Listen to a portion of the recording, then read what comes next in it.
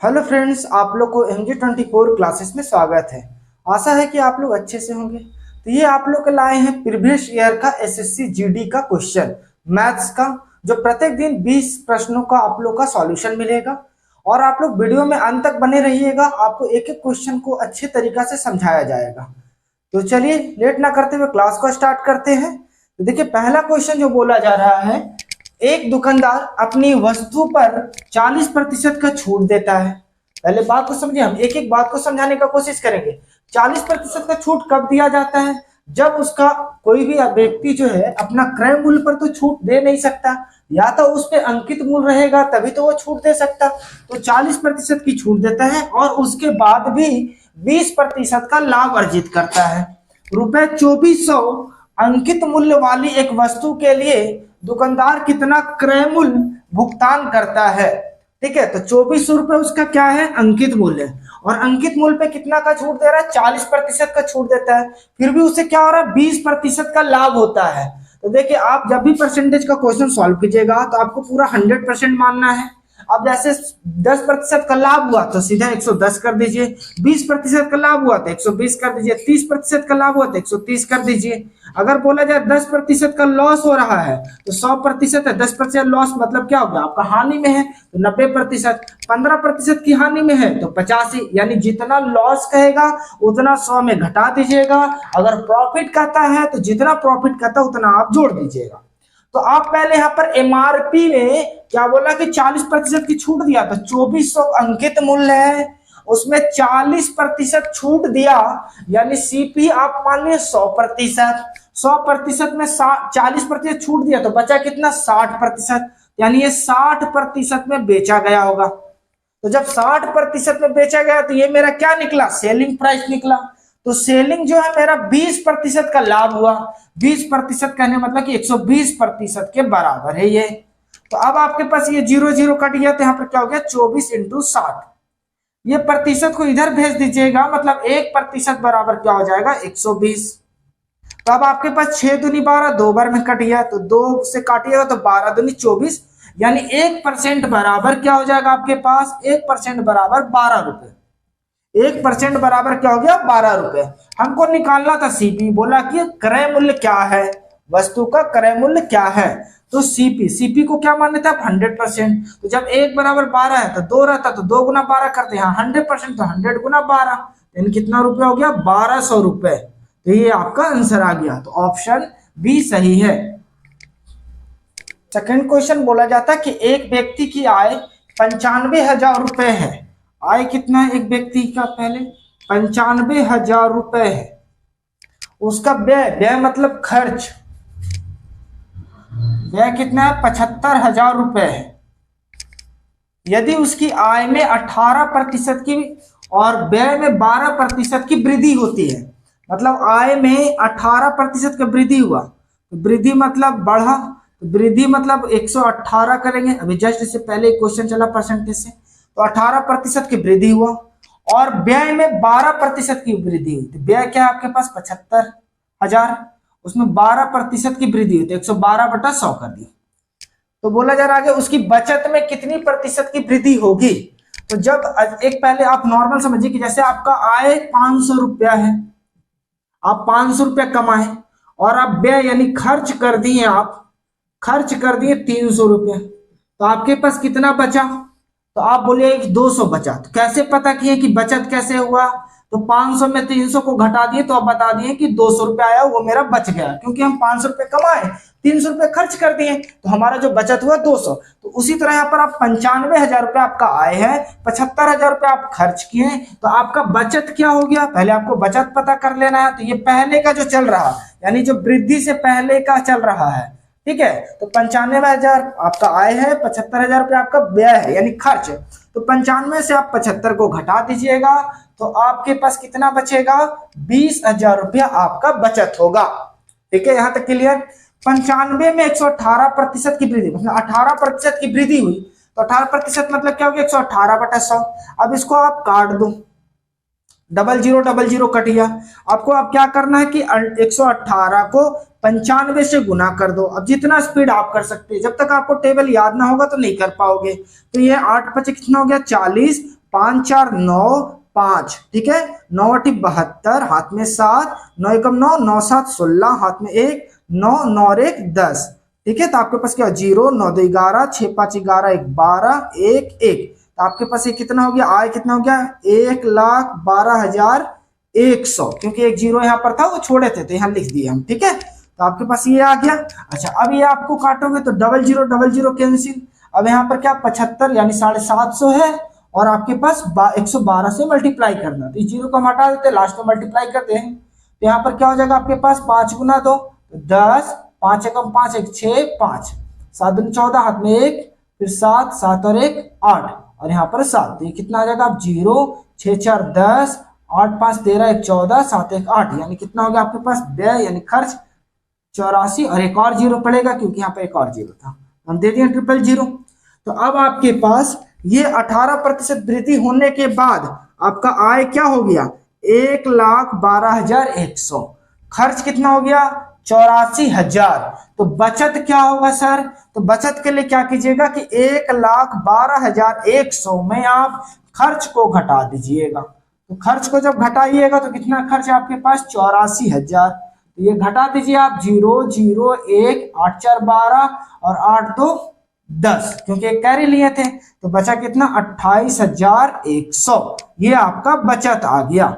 तो बोला कि बचत में कितने प्रतिशत की वृद्धि हुई है, प्रतिशत कितने प्रतिशत की वृद्धि हुई किसमें, तो बचत में। तो पहले बचत कितना था 20,000, अभी बचत कितना हो रहा 28,100। तो कितना का वृद्धि हुआ, कितना बढ़ चुका है, तो 8,100 बढ़ा, क्योंकि आप घटा करके देख लोगे तो 8,100 बढ़ गया।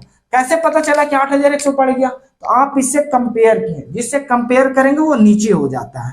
तो 20,000 और प्रतिशत में लाने के लिए 100 से मल्टीप्लाई करते हैं, और ये हमारा परसेंटेज में आ गया। तब ये 0000 काट दिए, फिर ये 0000 काट दिए, तो आपके पास 81/2 हो गया। इसको डिवाइड कीजिएगा तो 4 दूनी 8, नहीं लगेगा तो 0, फिर 2, जब यहाँ 10 जीरो दिए ये नहीं लगा, अब यहाँ दशमलव दिए तो एक जीरो बैठेगा, यानी 1 10 2 5 10, यानी 40.5%। अब चलते हैं 40.5% कहाँ दिया, वो ऑप्शन सी सही होगा। ये तीसरा क्वेश्चन है। देखिए तीसरा क्वेश्चन से बताने से पहले आप लोग को बोल दे रहे हैं कि आप लोग वीडियो में अंत तक बने रहिएगा। जो अपने आप को मैथ में बहुत कमजोर समझते हैं उनका भी मैथ अच्छी तरह से हो जाएगा। ये लगभग 50+ सेट आप लोग को करवाएंगे। सिर्फ आपको वीडियो अंत तक देखना है और अपने दोस्तों में इसे ज्यादा से ज्यादा शेयर करना है। और हाँ, अभी जो नया व्यूअर्स है वो हमारे चैनल को सब्सक्राइब नहीं किया तो कर ले, ठीक है, क्योंकि जो भी हमारा वीडियो अपलोड हो आप तक नोटिफिकेशन मिल सके। तो चलिए देखिए इस क्वेश्चन को देखते हैं। एक डीलर ने एक वस्तु पर 72,000 रुपए का अंकित मूल्य पर 20% की छूट दी और 10% की हानि का व्यय की। हानि का व्यय मतलब कहने का मतलब कि 10% लॉस था। तो जब 72,000 रुपए पर 20% का लॉस, अंकित मूल्य पर 20% की छूट दी मतलब कितना में बेचा गया 80 में बेचा गया, तो 10% की हानि हुई। हानि मतलब कहने का मतलब कि लॉस हो गया, तो आप सीपी को कितना मानिएगा 100, यानी कहने का मतलब कि 90% का ये आपके पास 10% का लॉस हुआ, मतलब 90% के बराबर है सेलिंग प्राइस। जैसे आपके पास क्रय मूल्य अगर मान लीजिए कि सीपी 100 है, आप बोले कि 10% कम पे बेचे, यानी 10% लॉस पे बेचे, तो 10% लॉस पे बेचने मतलब क्या 90% पे बेचे, यही ना हुआ। चाहे आप बोले कि आप इतना में बेचे कि 10% की हानि हुआ, तो 10% की हानि हुआ तो 100 है, तो आपके पास क्या हो जाएगा 90। तो 90 मतलब क्या करने के मतलब सेलिंग प्राइस हो गया। तो इसी तरह हम कह सकते हैं कि 90% बराबर इतना है। अच्छा अब इसको हम काट देते हैं, 0000 कैंसिल हो गया। हम यहाँ पहले सीपी निकाल लेते हैं, तो सीपी को क्या कहते हैं 100%। अब ध्यान से देखिएगा तो यहाँ पर 720 × 80 है। अच्छा ये डिवाइड में आएगा तो क्या हो जाएगा 90, और हम सीपी निकाल रहे हैं तो सीपी मतलब कितना 100 से। जैसे हम इसको इधर डिवाइड करते तो 1% बराबर आता है, हमको 100% चाहिए तो यहाँ पर 100 से मल्टीप्लाई करेंगे। हम पहले वाले क्वेश्चन में किए थे, ठीक है। अब देखिए कटेगा क्या, तो 0 कट गया, 9 8 72, तो 8 8 कितना हो गया 64, और 000 मतलब 2 0 और 1 3 0, यानी 64,000 रुपए उसका क्रय मूल्य हुआ। अब आगे पढ़ते हैं। अंकित मूल्य पर उसे कितनी छूट देनी चाहिए, कितनी छूट मतलब कितनी प्रतिशत छूट देनी चाहिए जिससे उसे वस्तु पर 440 रुपए का लाभ हो, 440 रुपए का लाभ हो। तो सीपी आपके पास 64,000 आ गया, 440 का लाभ कमाना है जब 440 का लाभ कमाना है तो आपको कितना में बेचना होगा, तो वस्तु का जितना क्रय मूल्य है उससे 440 में अधिक से बेचना होगा। तो एसपी क्या होगा, 64,000 प्लस 440, ये आपका आ गया कितना, 04 जोड़ दीजिए 4, 64,440।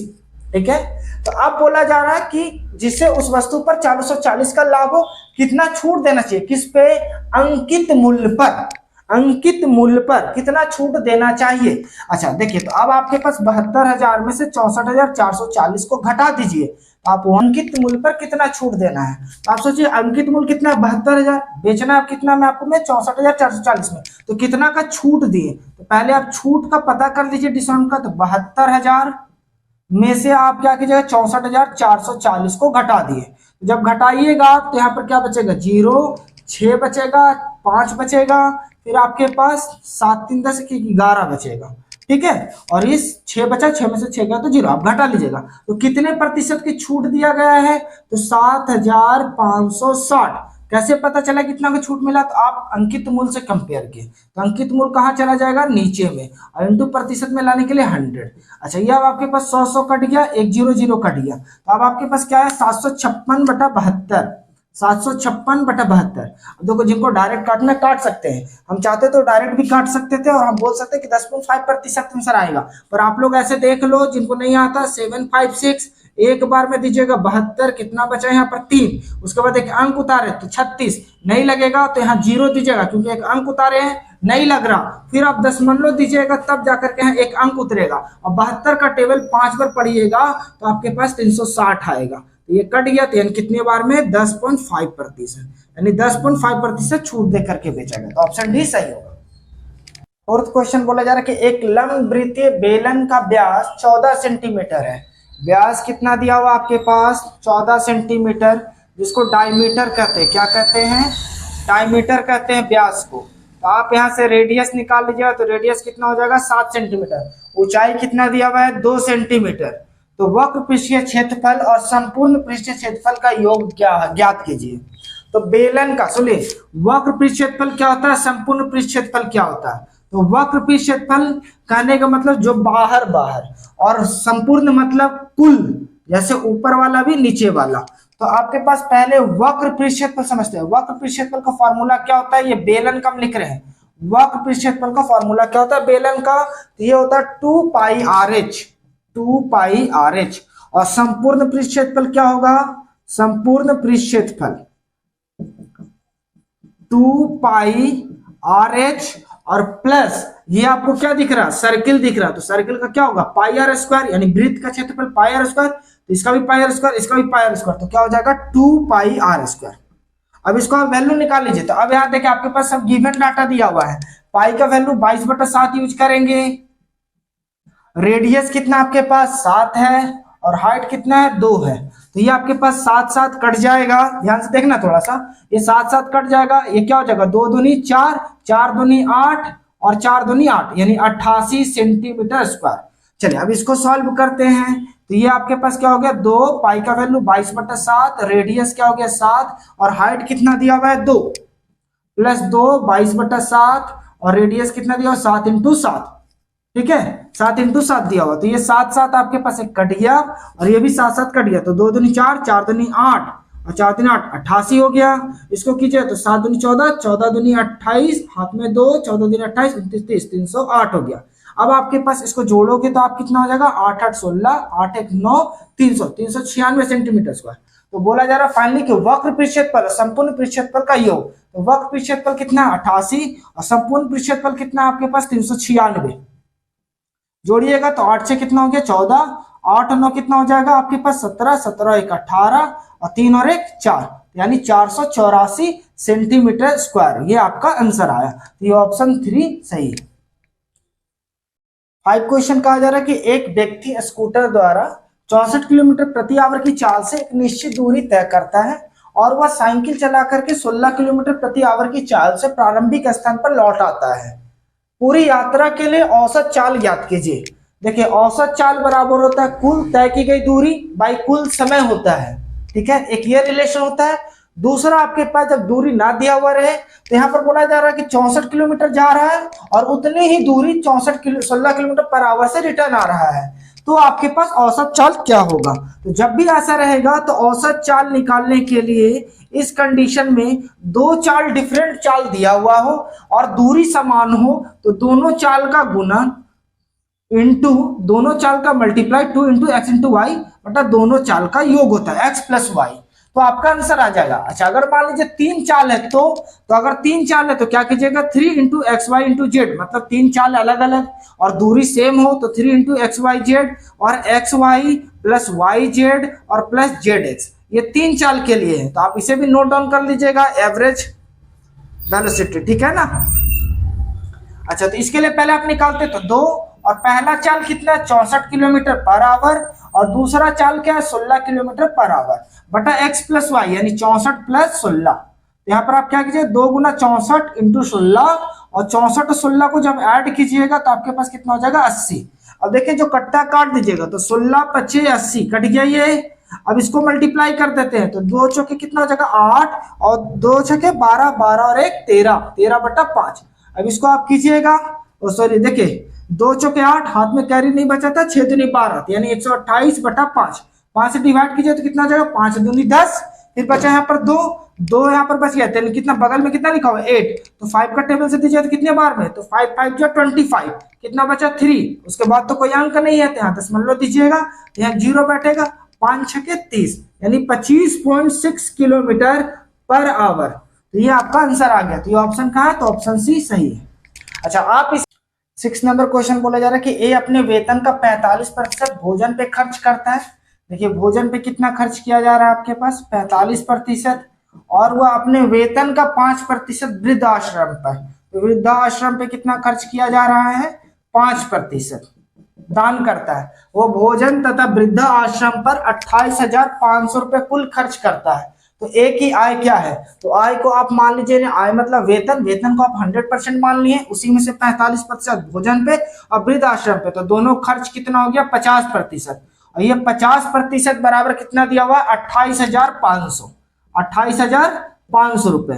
तो आपको पता है कि 50% बराबर इतना है तो आपको लाना कितना आय निकालना है। तो पहले समझिए देखिए हम एक बार ऐसे बना देते हैं तो 28,500 और 1% लिखे तो ये इधर भेज दिए तो क्या हो गया डिवाइड में तो 50। हमको आय निकालना, आय को कितना कहते हैं 100%, यानी आपको 100% निकालना था। अब देखिए जो पहले से पढ़े हैं, देखिए हम मेरा मेन मोटो है कि जो दम नहीं पढ़ा है हमको उसको सिखाना है। अच्छा जो पढ़े हैं वो डायरेक्टली भी कर सकते हैं, जैसे 50% कितना है आपको आय लाना यानी 100%, तो 100% मतलब क्या इसका दुगना, तो 28,500 को दुगना कर दीजिएगा तो 57,000 आएगा। और हम बेसिक से समझा रहे 1% बराबर, जैसे इसको इधर भेज दिए तो 1% हो गया, हमको 100% लाना तो क्या होगा जैसे 1 बराबर इतना है 2 रहता तो 2 से मल्टीप्लाई करेंगे, 3 है तो 3 से करेंगे, तो यहाँ 100% है तो 100 इंटू 28,500 डिविजिबल बाई कितना 50, 50 दूनी 100।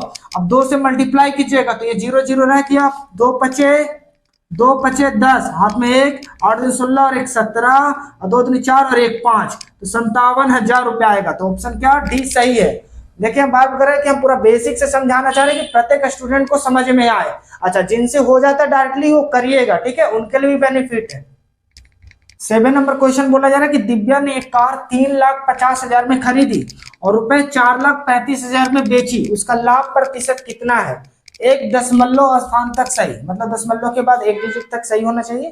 तो देखिए सीपी कितना है उसका 3,50,000 इतना में खरीदा गया और बेच रही मतलब क्या हो गया सेलिंग प्राइस 4,35,000 रुपए में। अब देखिए एसपी जो है सेलिंग प्राइस सीपी से बड़ा है तो जाहिर है कि प्रॉफिट होगा, और प्रॉफिट निकालने के लिए कितना प्रॉफिट हुआ और प्रॉफिट प्रतिशत निकालने के लिए तो देखिए प्रॉफिट के लिए फॉर्मूला होता है, हम लिख देते हैं प्रॉफिट के लिए फॉर्मूला होता है आपके पास, जो नहीं जानते हैं एसपी माइनस सीपी। जैसे मान लो कि आप किसी वस्तु को 10 रुपए में खरीदे और 15 रुपए में बेच रहे हैं तो आपका 5 रुपया का लाभ होगा। 10 में आप खरीदे 15 रुपए में बेचे तो 5 का लाभ होगा। कैसे, तो आप 15 में से 10 को घटाएं तो 15 क्या था आपका सेलिंग प्राइस था और 10 क्या था आपका कॉस्ट प्राइस था। तो इसी तरह यहाँ पर क्या होगा एसपी माइनस सीपी होगा। अच्छा प्रतिशत प्रॉफिट निकालने क्या होगा तो प्रॉफिट बाय सीपी इंटू 100, ये होता है परसेंटेज प्रॉफिट निकालने के लिए। तो यहाँ लाभ प्रतिशत पूछा था, इसलिए हम ये फॉर्मूला लेके चलेंगे। तो सबसे पहले आप प्रॉफिट निकाल लो, या तो आप डायरेक्टली रिप्लेस भी कर सकते हो। तो 4,35,000 में आप 3,50,000 घटाइएगा। ठीक है, देखिए अब जो डायरेक्टली कर सकते कर लीजिए, जिनको दिक्कत है हम उनके लिए लिख रहे हैं 4,35,000। ठीक है, में से आप कितना घटाइए 3,50,000, क्योंकि एसपी माइनस सीपी यहाँ 3,50,000। तो आप जब घटाइएगा तो क्या हो गया, 000 तो रह जाएगा, 5 में से 0 जाए तो 5 में से 0 जाए तो क्या बचेगा 5, और 3 में से 5 नहीं जाए तो कैरी लीजिएगा तो 13 में से 5 जाए तो कितना बचेगा 8, और यह 3 बचा तो ये तो खत्म हो गया। यानी प्रॉफिट कितना हुआ 85,000 का। सीपी क्या है आपके पास 3,50,000। ठीक है, अच्छा इंटू 100 लाभ प्रतिशत निकालने बोला है। चलिए अब आप काटिए यहाँ पर, तो ये आपके पास 3 0 को काट दिए हम, और 1 0 यहाँ है तो 1 0 काट दिए, मतलब 4 शून्य खत्म। तो ऊपर में क्या है आपके पास 85 इंटू 10/35, और काटिएगा तो 5 से काटिएगा तो 7 5 35, और 5 से काटिएगा तो कितने बार में 5 एकम 5, 3 बचा तो 7 5 35, यानी 17 5 85। तो ये 17 गुना 10 170/7। अब 7 से डिवाइड कीजिए तो कितना हो जाएगा 7 दूनी 14, तो कितना बचेगा 3, यहाँ 0 है तो 30, 7 चौके 28 आएगा, फिर 28 को घटाइए तो बचेगा 2, नहीं लगेगा तो यहाँ दशमलव दीजिएगा। अच्छा अब उसके बाद एक 0 उतारिएगा तो यानी 20। अब कितने बार में, तो देखिए 7 दूनी 14, 7 दूनी 14, तो कितना बचेगा यहाँ पर 6, यानी 2 बार में 14 दिए, बचा 6, दशमलव तो एक और 0 दिए तो 60। तो यहाँ कितना 7 × 56, यानी 24.28% आते जाएगा। तो आपको बोला दशमलव के बाद एक अंक होना चाहिए, तो एक अंक होने के मतलब इसके बाद वाला अंक हम देखेंगे। जैसे हमको यहाँ तक 2 तक रोकना था, हमको इसके बाद वाला देखेंगे तो 8 है। तो जब 5 या 5 से अधिक रहेगा, 5 या 5 से अधिक रहेगा तो एक अंक यहाँ पर बढ़ा देते हैं। तो एक अंक बढ़ा देते हैं मतलब कितना 24.3%। ठीक है, 24.3%, एक अंक बढ़ा। जब 5 या 5 से अधिक रहेगा तो एक अंक बढ़ा दीजिएगा, अगर 5 से छोटा रहता तो 2 ही छोड़ते, तो कितना आ गया 24.3%। तो ऑप्शन में आते हैं, तो ऑप्शन ए सही है। 8 नंबर क्वेश्चन बोला जा रहा है कि ₹80,000 की राशि 10% वार्षिक ब्याज की दर पर ब्याज के वार्षिक रूप से चक्रवृद्धि होने पर कितने समय में, यानी वर्षों में 1,17,128 रुपए हो जाएगी, ये पूछा जा रहा है। ठीक है, तो आप इस चीज को कैसे देखें, यहाँ सीआई का बात किया तो सीआई का फॉर्मूला होता है, सीआई मतलब चक्रवृद्धि ब्याज कंपाउंड इंटरेस्ट, यानी अमाउंट का फॉर्मूला होता है P × 1 + R/100 का पावर T। अमाउंट का होता है, सीआई का क्या होगा, तो सीआई मतलब कंपाउंड चक्रवृद्धि ब्याज। तो आपके पास अमाउंट में से प्रिंसिपल को घटा देते हैं, तो अमाउंट का यहाँ लिखिएगा तो आपके पास P 1 + R/100 का पावर T - P, और P वही कॉमन ले लीजिएगा तो यहाँ पर क्या बच जाएगा 1। तो फिलहाल यहाँ पर पूछा कि कितने वर्ष में ये अमाउंट 1,17,128 हो जाएगी। तो अमाउंट के जगह पे हम लिख दिए जैसे amount equal to P 1 + R/100 का पावर T। अमाउंट कितना है 1,17,128, प्रिंसिपल कितना है आपके पास 80,000, ये आपका मूलधन हो गया 80,000। 1 + रेट कितना है 10%/100, और टाइम निकालना है यानी T लिख दिया। ठीक है, तो अब इसको इधर भेजिएगा आप, तो 1,17,128/80,000। ठीक, अभी आपके पास यहाँ पर क्या बचेगा 1 + 10/100, तो इसको काटिएगा तो कितना 10 बार में, तो 1 + 1/10 का पावर T। अब इस चीज को सॉल्व करना है, तो इस चीज को सॉल्व किया जाए तो 10 और 1 क्या हो जाएगा 11/10 का पावर T। और यहाँ पर आपके पास क्या है 1,17,128 और बटा यहाँ पर देखिए, इसी को काट करके छोटा करना है तो कर लीजिए, करिएगा तो कर सकते हैं। देखिए तो ये कट जाएगा आपस में, ये 8 का टेबल से कट रहा, तो 8 से काटिएगा तो 1 0 0 0 0, 8 से इसको काटिएगा तो 8 एकम 8, 11 यहाँ पर है, 8 एकम 8 तो कितना बचा 3, यहाँ पर 7, 8 चौके 32, तो 32 घटाइए तो कितना बचेगा यहाँ पर 5, बगल में कितना लिखा हुआ 1, कितना 8 छक्के 48, 48 49 50 51, 3 बचेगा, बगल में कितना है 2, 8 चौके 32, फिर 8 एकम 8, तो कितना यहाँ पर हुआ 16,14641 डिविजिबल बाई 10,000।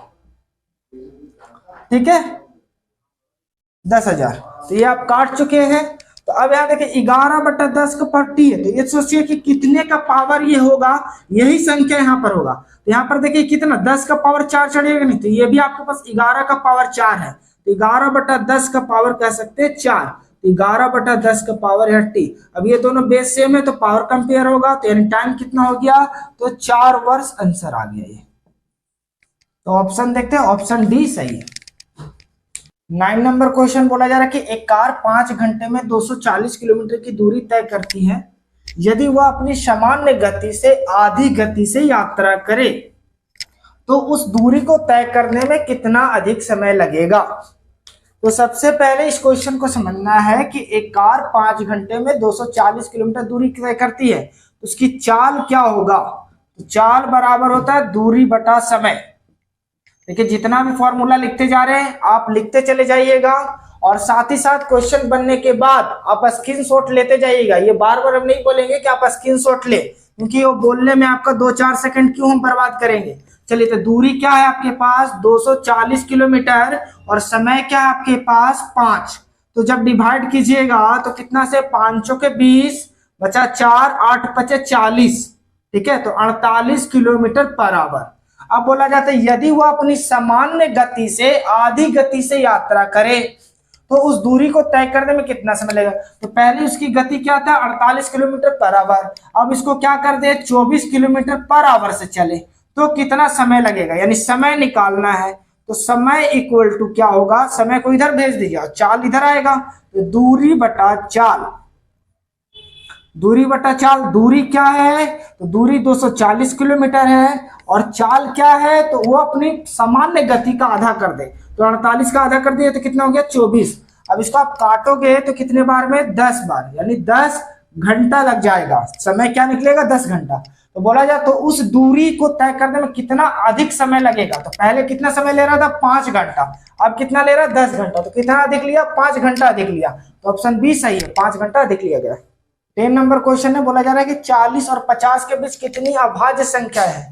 अभाज्य संख्या किसको कहते हैं पहले ये समझ लीजिए, जो अपने आप से कटे, जो अपने आप से कटे और 1 से कटे, तो अभाज्य संख्या क्या है, जैसे 2 पहला अभाज्य संख्या 1 से कटेगा और अपने आप से कटेगा 2 से, 3 5 7 11 13 17 19, ठीक है, 23 29 31 37 41 43 47 51, सॉरी 51 नहीं होगा 53, तो इस तरह करके जाता है। तो आपको क्या बोला कि 40 और 50 के बीच, तो 40 और 50 के बीच कौन सा आ रहा है आपके पास, यही बीच में 41 43 और 47, तो कितना अभाज्य संख्या 3, तो ऑप्शन सी सही हो गया। अब देखिए साथ ही साथ 11वां नंबर क्वेश्चन जो है, ये 5 घंटियां सुबह 9 बजे एक साथ बजती है, 12 सेकेंड 18 सेकेंड 24 सेकेंड 36 सेकेंड और 45 सेकेंड के अंतराल पर बजती है। घंटियां पुनः किस समय पर एक साथ बजती है। देखिए जब एक साथ बजने के लिए क्या होगा, जैसे कोई 12 सेकंड पे बज रहा है, कोई 18 सेकंड पे, कोई 24 सेकंड 36 सेकंड 45 सेकंड, ये 5 घंटियां अलग अलग अंतराल पे बज रही है। तो एक साथ बजने के लिए आपको क्या करना है, इसको एलसीएम ले लीजिए। तो 12 18 24 36 45 का आप क्या कर दीजिए एलसीएम ले लीजिए। देखिए आप एलसीएम इस तरह भी ले सकते हैं, नहीं तो दूसरे तरीका से भी ले सकते हैं। क्वेश्चन को हम बताएंगे। देखिए अब यहाँ क्या कीजिए 2 से दीजिए, तो 2 6 12, 2 9 18, 12 दूनी 24, 18 दूनी 36, 45 तो रह जाएगा। फिर देखिए 2 से लगेगा क्या, तो 2 3 6 9, 6 दूनी 12, 9 दूनी 18, 45। अब यहाँ पर देखिए 3 से देंगे हम, तो 3 से जब दीजिएगा तो 3 से कितने बार में, 3 एकम 3, 3 3 9, 3 दूनी 6, 3 3 9 और 15 तिया 45। फिर 3 से और लगेगा, तो 3 से और लगेगा तो क्या हो जाएगा आपके पास 3, एक बार में 3, फिर 2 1 और 5 दिया 15। अब आपस में सबको गुना कर दीजिए, तो गुना कर दीजिए तो ये हमारा क्या चीज निकलेगा सेकंड में, क्योंकि सब सेकंड में दिया हुआ है। तो ये क्या हो गया 5 दूनी 10, 10 दिया 30, 30 दिया 90, 90 दूनी 180, 180 दूनी 360, तो ये 360 सेकेंड निकला। सेकेंड को अब क्या चीज में कन्वर्ट करना है, मिनट में करना है। तो मिनट में करना है तो 60 से क्या कीजिएगा डिवाइड कीजिएगा, तो ये मिनट में आ जाएगा। तो 0 0 कट गया, 6 6 36, यानी कितना हो गया 6 मिनट। तो पहला, अब 6 मिनट में एक साथ सब बजेगी पांचों घंटियां। तो शुरुआत में कितने बजे बजी थी? 9 बजे। अब 6 मिनट बाद बजी तो 9:06 पे बजेगी। तो 9:06 ऑप्शन में कहा है? तो 9:06 ऑप्शन ए में से। नंबर क्वेश्चन बोला जा रहा है कि एक शहर में भालुओं की जनसंख्या प्रतिवर्ष 3% की दर से बढ़ रही है। यदि शहर में भालुओं की वर्तमान जनसंख्या 21,218 है तो 2 वर्ष पूर्व भालुओं की जनसंख्या कितनी थी? तो मान लेते कि 2 वर्ष पहले भालुओं की जनसंख्या x थी, प्रत्येक वर्ष 3% बढ़ रही है तो 103/100 पहले वर्ष बढ़ी, फिर दूसरे वर्ष तो 103/100। 2 वर्ष के बाद भालुओं की जनसंख्या कितना हो गया? 21,218। तो अब क्या कीजिए, इस x को रहने दीजिए, ये डिवाइड में तो उधर जाएगा तो क्या हो जाएगा? मल्टीप्लाई में। तो 21,218 इंटू 100 डिविजिबल बाई, ये इधर आएगा तो डिवाइड में, तो 103 इंटू 103। अभी आप इसको काट करके देखिए, अगर कोई डायरेक्टली डिवाइड कर सकते हैं तो कर दीजिए, कोई दिक्कत नहीं है, पर जिनको नहीं आता वो यहाँ पर देखिए 103 को आप क्या देखिए डिवाइड कीजिए 21,218। तो पहले 2 बार में, तो 2 बार में 206 हो जाएगा, तो 6 इसको कैरी घटाइए तो 12 में से 6 गया तो 6 यहाँ पर खत्म, ये भी खत्म। अब यहाँ 1 उतरेगा तो नहीं लगेगा, तो ये 0, फिर ये 8 उतारिएगा तो अब देखिए लगेगा क्या? तो ये आपके पास 6 बार में, 6 18, फिर 1 6 कट गया, तो कितने बार में? 206 बार में। यानी 103 से काटे 21,218 को 206, फिर 103 से काटिएगा तो 2 बार में 206 कट जाएगा। तो आपके पास x इक्वल टू क्या हो गया? 2 इंटू 1,000, सॉरी 100 इंटू 100। जब मल्टीप्लाई कीजिएगा तो क्या हो जाएगा? 2 पे 4 0, ठीक है, यानी कितना हो गया जनसंख्या? 20,000। तो पहले पूर्व में 2 वर्ष पहले जनसंख्या कितना थी? तो 20,000। तो ऑप्शन डी सही है। 30 नंबर क्वेश्चन बोला जा रहा है कि 5 महिलाएं एक काम को 8 दिन में पूरा कर सकती है। यानी 5 महिलाएं को हम वुमेन से दिखा देते हैं और उस काम को कितने दिन में कर रही है? 8 दिन में। जबकि 8 बच्चे उसी काम को 10 दिन में, यानी जो ये महिलाएं 8 दिन में काम करती है मिलकर के, वही काम 8 बच्चे को हम चाइल्ड से दिखा देते हैं, 10 दिन में कर सकते हैं। 2 महिलाएं और 4 बच्चे, और क्या तो प्लस 4 बच्चे को क्या चीज से दिखाए हैं? चाइल्ड से, और महिलाएं को क्या चीज से दिखाए हैं? वुमेन से। तो 2 वुमेन और 4 चाइल्ड काम को कितने दिन में पूरा करेंगे? तो हमको नहीं पता, तो मान लेते हैं x दिन में। अच्छा, ये कौन सा काम को जो 5 महिला मिलकर के 8 दिन में कर रही है, चाहे 8 बच्चे मिलकर 10 दिन में कर वही काम को, तो ये आप दोनों में से कोई भी आप एक ले लो। तो मान लीजिए कोई बोला कि हम वुमेन वाला लेते हैं, तो ले लीजिए, कोई दिक्कत नहीं है। 5 वुमेन इंटू 8 दिन में। अब इस चीज को समझिए, जब इधर आप वुमेन वाला लिए तो ये पूरा कंडीशन वुमेन में होना चाहिए, मतलब ये वुमेन तो है, इसको भी वुमेन में बदलना है। तो कैसे बदलोगे? तो अब इसी से आपको काट करके छोटा करना था। देखिए 8 8 कट गया, तो यहाँ पर बचा आपके पास 5 वुमेन इक्वल टू 10 चाइल्ड। ये और काटिए तो 5 दूनी 10, यानी 1 वुमेन बराबर 2 चाइल्ड। हमको चाइल्ड को कहाँ ले जाना? वुमेन में। तो 1 चाइल्ड बराबर क्या हो जाएगा? 1/2 वुमेन। तब यहाँ आप रिप्लेस करेंगे, 2 वुमेन तो ऑलरेडी है, यहाँ 4, 1 चाइल्ड बराबर 1/2 वुमेन है, तो 4 चाइल्ड बराबर 1/2 वुमेन, यानी 4 into 1/2 women into x equal to 5 women into 8। अब ये पूरा वुमेन में आ गया, ये 2 दूनी 4 कट गया, तो यहाँ 2 वुमेन और प्लस 2 इंटू 1, तो 2 women equal x equal to 8 × 5 = 40 women. अब आपके पास क्या हो गया? 2 2 4 women into x equal to 40 women. ये वुमेन कैंसिल, ये 4 को इधर भेज दीजिए, तो x बराबर 40/4 कितने दिन में? तो 10 दिन में।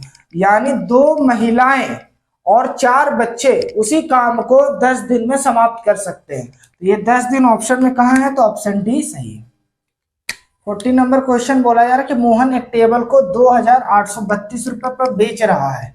बेचता मतलब उसको क्या कहेंगे? सेलिंग प्राइस 2,832 रुपए। यदि उसका लाभ 18% है, लाभ यानी प्रॉफिट हुआ, यानी जिस मतलब जो बेच रहा उसी पर 18% लाभ होता, तो टेबल का क्रय मूल्य क्या हुआ? यानी 118% बराबर हो गया क्या? 2,832। तो आपको सीपी निकालना, सीपी मतलब 100%, तो आप 1% बराबर क्या कर सकते हैं? 2,832/118। अच्छा, जो शुरू से दबा है तो आपको अब देखिए 100% निकालना है, तो 100% इक्वल टू क्या हो जाएगा आपके पास, तो 1% बराबर इतना, तो 100% बराबर 100 इंटू 2832 बटा 118।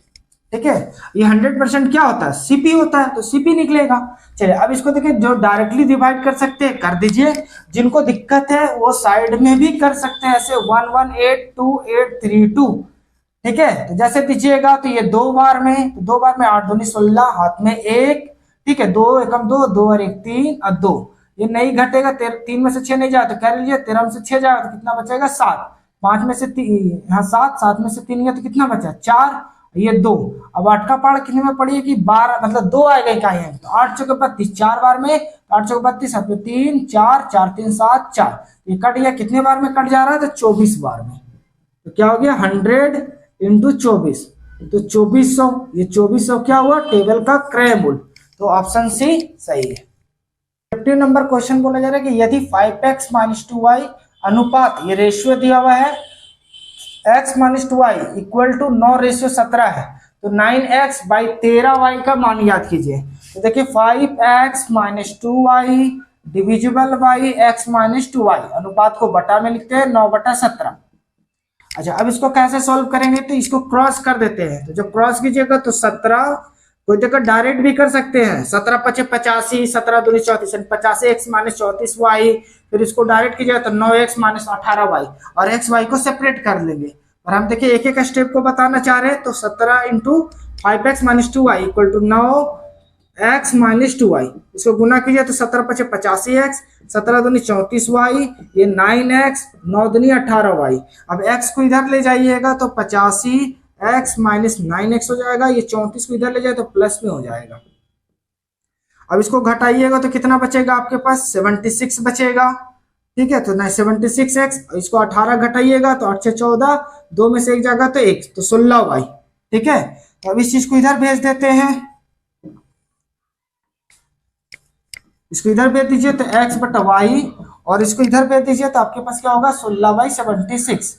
इसको काट करके छोटा करना तो कर लीजिए, 2 का टेबल से कटेगा 8 बार में, और ये कटेगा आपके पास 3 और 1, 8 दूनी 16 38, फिर और काटिए तो कितने बार में, 4 बार में और 19 बार में। अब आपके पास यहाँ पर बोला कि 9x/13y का वैल्यू क्या होगा, तो 9, और x की वैल्यू कितना है यहाँ पर, तो 4 रिप्लेस कर दीजिए, और ये 13, y का वैल्यू यहाँ पर कितना है 19 कर दीजिए। 9 चौके कितना हो गया 36, इसको गुना कर दीजिए तो 19 दिया क्या हो जाएगा 57, हाथ में 5, 19, 19 और 5 24, यानी 36/247। तो 36/247 ऑप्शन डी सही है। 16 नंबर क्वेश्चन बोला जा रहा है कि 9 सेंटीमीटर त्रिज्या और 15 सेंटीमीटर ऊंचाई वाले एक शंकु को पिघलाकर, पिघलाना मतलब उसकी वॉल्यूम पे डिपेंड है, यानी पूरे आयतन पे डिपेंड है। तो शंकु का आयतन का फॉर्मूला क्या होता है, 1/3 πr²h, ये शंकु का आयतन का हुआ, शंकु का आयतन। अब इसको पिघला करके क्या किया जा रहा है, तो पिघला कर 45 सेंटीमीटर ऊंचाई का एक बेलन बनाया जाता है, यानी बेलन का हाइट दिया हुआ है तो बेलन का व्यास निकालना है।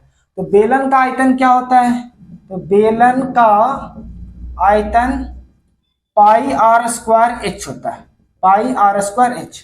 अब रही बात यहाँ पास दोनों के लिए हाइट अलग है और रेडियस अलग है, ये हमारा शंकु का है, शंकु मतलब एस से दिखा देते हैं, और यहाँ पर जो रेडियस है हम बेलन यानी बी से दिखा देते हैं।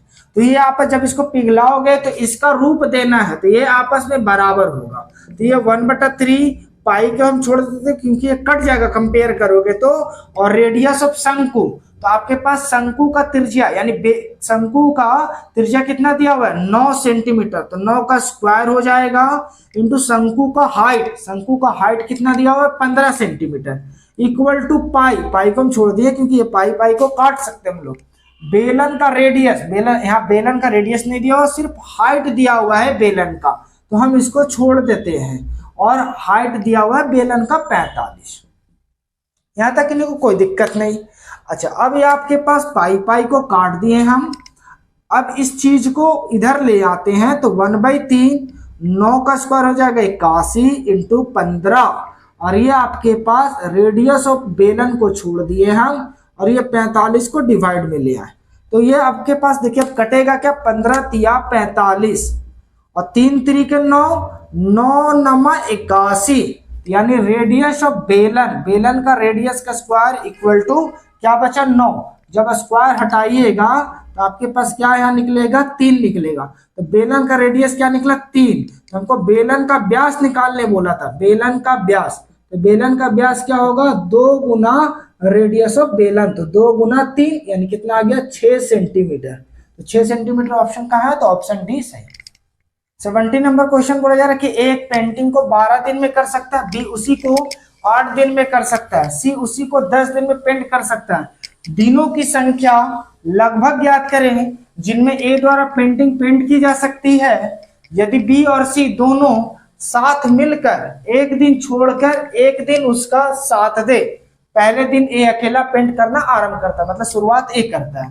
तो देखिए एक ए बी सी तीनों का टाइम दिया हुआ है, ए कितने दिन 12 दिन, बी कितना दिया हुआ है 8 दिन और सी कितना दिया हुआ है 10 दिन। अच्छा, जो टाइम एंड वर्क नहीं पढ़े, हमारा जो मैथ्स में प्लेलिस्ट में मैथ्स का वीडियो में डाला हुआ एसएससी सीजीएल करके, उसमें जाकर के देख लीजिएगा, सभी टाइप का क्वेश्चन करवाया गया है, ठीक है। तो आप वहां से प्लेलिस्ट से देख भी सकते हैं। चलिए इस क्वेश्चन को तो पहले 12 8 10 को आप क्या कीजिएगा एलसीएम लीजिएगा। 12 8 10 को आपको क्या लेना है एलसीएम। तो जब एलसीएम लीजिएगा तो इसका एलसीएम कितना आएगा 120। तो ये आपका 120 टोटल वर्क को दर्शाता है, टोटल वर्क को दर्शाएगा। अब इफिशिएंसी निकालेंगे तो इफिशिएंसी कैसे निकालते हैं 12 से डिवाइड करके। तो टोटल वर्क में टाइम से डिवाइड कर दिए तो कितने बार में 10 बार में। 8 से डिवाइड कीजिए तो 15 और 10 से डिवाइड कीजिए तो 12।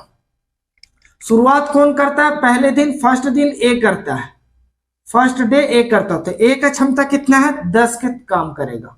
फिर दूसरे दिन सेकेंड दिन बी और सी का साथ मिलेगा, यानी ए के साथ बी और सी दोनों आ गया। तो अब तीनों मिल करके करेगा, तो तीनों मिल करके करेगा तो कितना वर्क हो जाएगा 37। तो अब सोचिए 2 दिन में इधर कितना हो गया पहला और दूसरा, अल्टरनेट इसी तरह चलेगा। तो 2 दिन में कितना वर्क हो गया 47 वर्क हो गया, 47 वर्क हो गया 2 दिन में, ठीक है। तो जब 2 दिन में 47 वर्क है, हमको कितना वर्क करवाना है 120 वर्क करवाना है, 120 वर्क करवाना है। तो कितना से मल्टीप्लाई कीजिएगा तो 2 से, क्योंकि 3 से कीजिएगा तो 120 से ज्यादा हो जाएगा, 130 समथिंग हो जाएगा। तो ये 7 दूनी 14, 4 दूनी 8 9, यानी 94 वर्क होगा, 94 वर्क होगा। कितने में 4 दिन में, 4 दिन में 94 वर्क हुआ। तो शेष वर्क कितना बचा, शेष वर्क कितना बचा, तो 120 में से आप 94 को घटा दीजिए तो बचेगा, 94 को घटा दीजिए तो बचेगा 26 वर्क। अच्छा 26 वर्क तो पहले कौन करेगा ए करेगा। तो ए को कितना करना है 10 दिन, तो 4 और 1 5 दिन, 5 दिन में पहले आपके पास 94 वर्क हुआ और 1 दिन में और कितना वर्क हुआ 10 वर्क। तो 94 और 10 यानी 5वां दिन 94 प्लस 10 यानी आपके पास 104 वर्क हो गया। अब आपके पास सोचिए 26 वर्क था, तो 26 वर्क में 1 दिन और कितना हुआ 10 वर्क हुआ। तो अब शेष वर्क कितना बचा, तो 10 वर्क होने के बाद बचा 16 वर्क। और ये 16 वर्क को अगला वर्क कौन करेगा ए बी सी तीनों मिल करके। तो ए बी सी का क्षमता कितना 37। इसको जब डिवाइड कीजिएगा तो 0.4 समथिंग आएगा। तो देखिए 5 दिन में पहले इतना वर्क हो गया, तो यानी 5, पहला तो ऑप्शन देख लेते हैं, 5 से सिर्फ एक ऑप्शन नहीं है। और इसको जब डिवाइड कीजिएगा तो 0.4 समथिंग मिलेगा, मतलब 0.4 समथिंग मिलेगा, ठीक है। तो आपके पास क्या हो जाएगा 5.4 दिन, क्योंकि ऑप्शन में एक यही दिख रहा।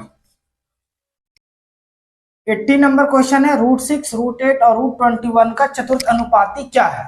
अब चतुर्थ अनुपाती कैसे निकालते हैं, देखिए √6 है, √8 और √21 चतुर्थ अनुपाती को x मान लेते हैं।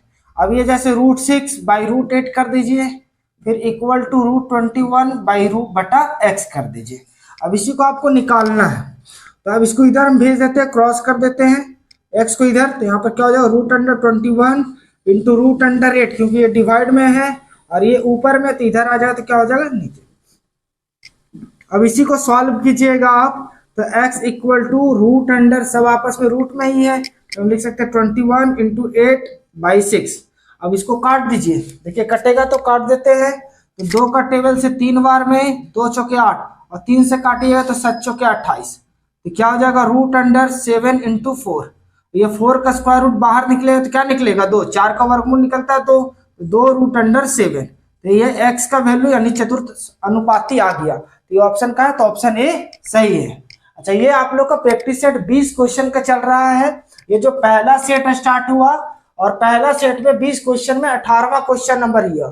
जो आपके पास 2 क्वेश्चन बचा हुआ है, वो क्वेश्चन आप लोग को दिया जा रहा है, उसको बना करके आंसर कमेंट में बताना है। और आप लोग को वीडियो कैसा लगा ये भी कमेंट में बताना है। अगर वीडियो पसंद आया तो आप वीडियो को लाइक करें, अभी तक चैनल को सब्सक्राइब नहीं किया तो कर ले, साथ ही साथ बेल आइकन को भी दबा ले कि हमारा जो भी वीडियो अपलोड हो आप तक नोटिफिकेशन मिल सके। और अपने दोस्तों में से ज्यादा शेयर करें। अंत तक वीडियो में बने रहने के लिए धन्यवाद।